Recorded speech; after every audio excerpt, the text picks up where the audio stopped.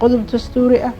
dastuurka lagu heshiiyay ku qoran tahay in doorasho qof iyo cod aan qabto annagana diyaara u nahay inaan doorasho qof iyo cod qabano waxaan kuu sheegay dastuurkeena wuxuu ku faraay dastuurkeena xisbi qof kasta furan kara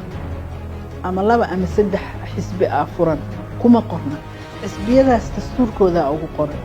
inay 2 xisbi yihiin inay 5 xisbi yihiin inay wax yihiin annaga waxaa noogu qoran qof kasta oo Soomaali ah inuu xisbi furan karo laakiin sharciga waxaa la soo saaraa inay maraan shuruucdaas aanan aaminsanahay inay kala yaraan doonto laakiin tiro macayina xisbiyada hadda 54 ma ahan xisbi u taagan maanta inuu tartankii doorashada galayo